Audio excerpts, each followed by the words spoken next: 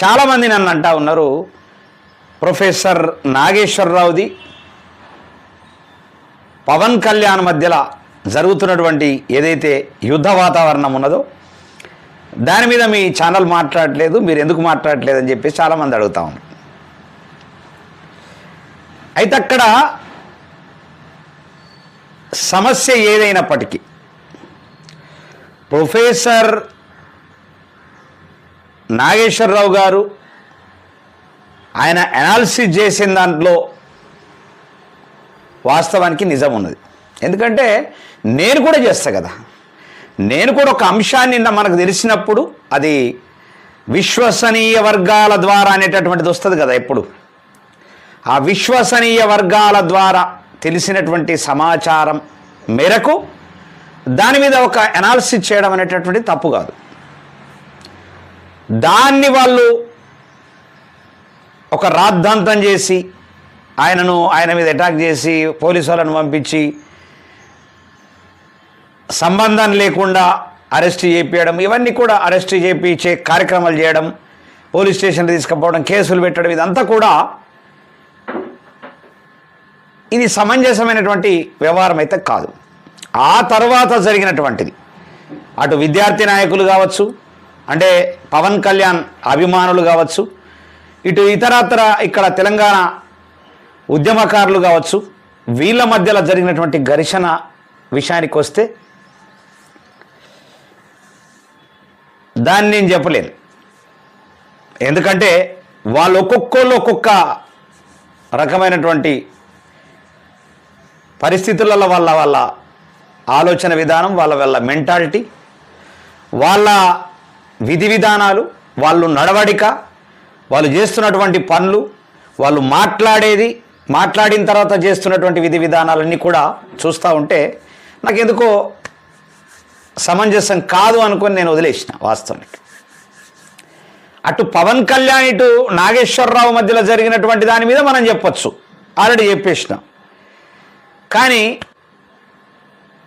ఇప్పుడు ఈ పవన్ కళ్యాణ్ అభిమానులు, అదేవిధంగా తెలంగాణ ఉద్యమకారులు మధ్యలో జరుగుతున్నటువంటి ఘర్షణ ఏదైతే ఉందో ఆ ఘర్షణ కేవలము తెలంగాణలో ఉన్నటువంటి వాళ్ళు మాత్రమే గల్లలు పట్టుకుంటారు, తిట్టుకుంటారు. ఇప్పుడు ఏం జరగాలి ఇక్కడ? తెలంగాణ ఉద్యమకారులు నాగేశ్వరరావు తరఫునుంటే, తెలంగాణ ఉద్యమకారులు నాగేశ్వరరావు గారి తరఫున ఉంటే, ప్రొఫెసర్ నాగేశ్వరరావు గారి తరఫున ఉంటే, ఆంధ్ర ప్రాంతానికి సంబంధించినటువంటి వాళ్ళు అక్కడ యువకులు కావచ్చు, లేకుంటే అక్కడ ఉద్యమకారులు కావచ్చు, లేకుంటే అభిమానులు కావచ్చు, పవన్ కళ్యాణ్ తరఫున కొట్లాడాలా, ప్రెస్ మీట్లు పెట్టాలా, మాట్లాడాలా వాస్తవానికి. కానీ ఇక్కడ జరుగుతున్నది ఏంది? తెలంగాణోళ్ళు తెలంగాణోళ్ళ మీదనే అవాకులు చివాకులు మాట్లాడుకుంటా ఒకరిదొకరు తిట్టుకునేటటువంటి పరిస్థితి వచ్చింది, గల్లలు పట్టుకునేటటువంటి పరిస్థితి వచ్చింది. వేరే దేశంలో ఉండేటటువంటి వాని కోసము ఈ దేశంలో చచ్చిపోయినట్లున్నది. అసలు ఆ దేశానికి ఈ దేశానికి సంబంధం లేదు. ఆంధ్రప్రదేశ్ తెలంగాణ సపరేట్ అయిపోయినాయి. సరే, రెండు మొండాలు ఉన్నప్పటికీ ఒక్క తల మాత్రంగా ఆల్రెడీ కొనసాగుతుంది, అది అందరికీ తెలుసు. వీళ్లకు తెలంగాణ ఉద్యమకారులకు నిజమైనటువంటి దమ్ము, ధైర్యం, నిజమైనటువంటి ప్రేమ తెలంగాణ మీద, తెలంగాణ ప్రజానికం మీద ప్రేమ, నిజమైనటువంటి ప్రేమ ఉంటే తప్పకుండా తెలంగాణలో జరుగుతున్నటువంటి ఇప్పటిదాకా బైఫర్కేషన్ కానటువంటి దాని మీద మాట్లాడాల. తెలంగాణలో ఇప్పటిదాకా సినిమా బైఫర్కేషన్ కాలే. ఈ ఉద్యమకారులలో ఎవరైనా మాట్లాడినరా? మాట్లాడి అది ఖచ్చితంగా బైఫర్కేషన్ అయ్యేటట్లు చేసిండ్రా? చెయ్యలే. ఇప్పటిదాకా నీళ్ళ బైఫర్కేషన్ కాలే, చేసిండ్రా? 12 ఏళ్ల నుంచి ఏం బీక్తున్నారు వీళ్ళు? ఏం బీక్తున్నారు? 12 ఏళ్ళు అయింది, 12 ఏళ్ల నుంచి ఏం బీక్తున్నారు వీళ్ళు? ఏం బీక్తున్నారు? ముఖ్యమంత్రుల ఇంటి మీదకి పోయి ఖచ్చితంగా ఆన్నే కూసోలా. నిన్న బీఆర్ఎస్ వాళ్ళు అంటున్నారు కదా, మొత్తం టోటల్ కుప్పలు అక్కడ కాదు, రైతుల దగ్గర కాదు, ఆ ఒడ్ల కుప్పలను తీసుకొచ్చేసి కిషన్ రెడ్డి ఇంటి ముంగట పోతామంటున్నారు. అట్లనే ముఖ్యమంత్రి దగ్గరికి పోయి అక్కడనే ఉండి అక్కడనే వంట వార్పు చేసి తెలంగాణలో జరుగుతున్నటువంటి ఏదైతే తెలంగాణ వచ్చిన తర్వాత రాకున్న ముందు మాట్లాడినటువంటి విధానాలు, వచ్చిన తర్వాత జరిగినటువంటి పరిణామాలు, వాటి మీద కొట్లాడాల. అది పక్కకు పెట్టి వేరే అనవసరమైనటువంటి విషయాల మీద ప్రెస్ మీట్లు పెడుతున్నారు, యుద్ధాలు చేస్తున్నారు, మాట్లాడుతున్నారు, ఇంకా ఇతరతర కార్యక్రమాలు చేస్తున్నారు. అంటే వాళ్ళకి అలవాటు అయిపోయింది. వాస్తవానికి మాట్లాడాలా, పైసలు సంపాదించాలి, మాట్లాడాలా, పైసలు సంపాదించాలా. తెలంగాణలో ఎటుపోతే ఏమున్నది. నేను నిన్ననే ఒక్కరికి చెప్పిన, 120 కిలోమీటర్ల రేడియేషన్లో హైదరాబాద్ సిటీని విస్తరింపజేసి ఎమ్మెల్యేల అంటే నియోజకవర్గాలను పెంచి తెలంగాణ ప్రజలతోని ఏం అవసరం లేదు, కేవలం ఇక్కడ ఇతర రాష్ట్రాల నుంచి వచ్చినటువంటి వాళ్ళు ఓట్లేస్తే చాలు, మేము గెలిస్తే ఇక్కడ నియోజకవర్గాలు గెలిస్తే చాలు, మేము ఆల్రెడీ ముఖ్యమంత్రులం అయిపోతాం, ప్రభుత్వం ఫామ్ చేస్తాం అనే కాడికి వచ్చింది. ఇక్కడ అదంతా గమనించట్లేదు. ఉట్టిగా మాటల యుద్ధాలు, ప్రెస్ మీట్లు పెట్టుడు, తిట్టుకోవడాలు, ఏం రా రే రారా పోరా, ఇవి తప్ప జరిగేదేమీ లేదు.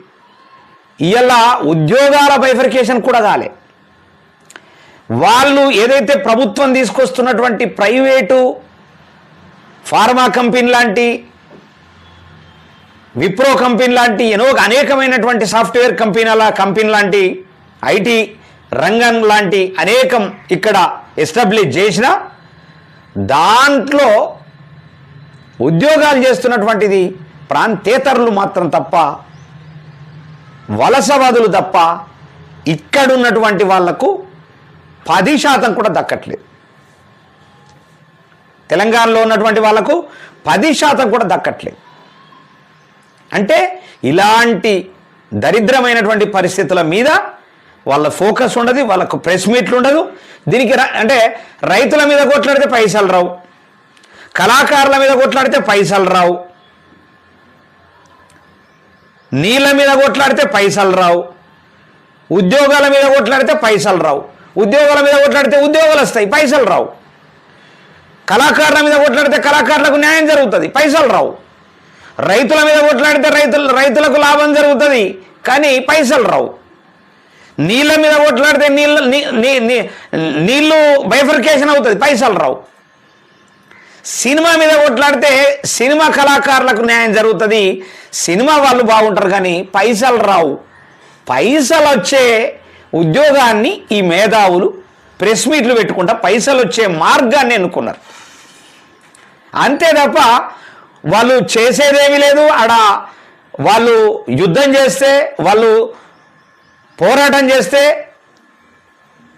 పోయేదేముంది, ఒక ప్రెస్ మీట్ కదా అనేటటువంటి తప్ప అక్కడ నిజమైనటువంటి తెలంగాణ వాదులకు, తెలంగాణ కళాకారులకు, తెలంగాణ రైతులకు, తెలంగాణ నిరుద్యోగులకు ఎవరికి కూడా న్యాయం జరగలేదు, సమస్య పరిష్కారం కూడా కాలేదు. ఇలాంటి దరిద్రమైన కార్యక్రమాలలో మనం ఏం మాట్లాడతాం?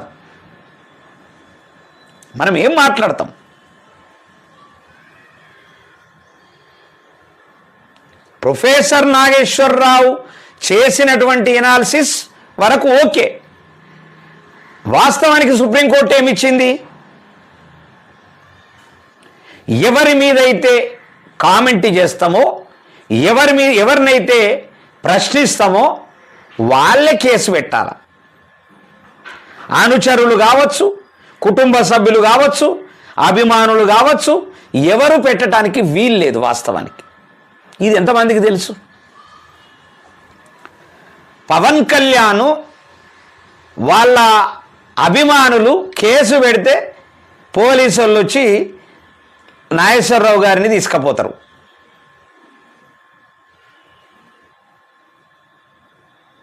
ఇదే అసలు సుప్రీంకోర్టు ఇచ్చినటువంటి గైడ్లైన్ ఏంటి, వీళ్ళు చేసే విధానాలేంటి, జరుగుతున్న పరిణామాలేంటి, దాన్ని ఒక పెద్ద ఇష్యూగా చేసి ఇలా కేవలము తెలంగాణ 15 ఏళ్ళ కొట్లాటలో మాట్లాడినట్లు మాత్రమే మాట్లాడుతున్నారు తప్ప జరిగిందేం లేదు. కనీసం అప్పుడన్నా ఆ 15 ఏళ్ళు కొట్లాడితే కనీసం తెలంగాణ వచ్చింది.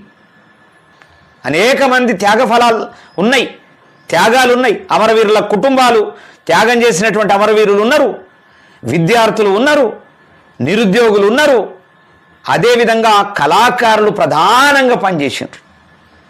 ఒక్క పాట 1,00,000, 2 లక్షలు, 3 లక్షల మందిని ప్రభావితం చేసింది. ఎన్ని మీటింగులు పెట్టినా కళాకారుల యొక్క పాట ప్రధానంగా పనిచేసింది తెలంగాణ ఉద్యమానికి. ఇలా కళాకారుని ఎవడన్నా పట్టించుకుంటున్నాడా? పట్టించుకోవట్లేదు.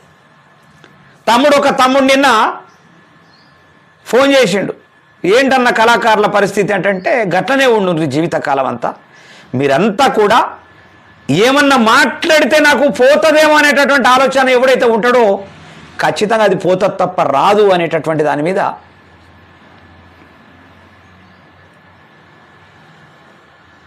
మీ జీవితాలు కొనసాగుతాయి.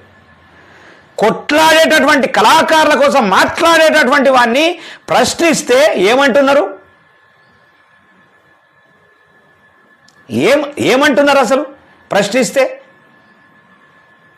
ప్రశ్నిస్తే తిడుతున్నాడు అని ప్రచారం చేస్తున్నారు. మళ్ళెవరు? అదే కళాకారులు.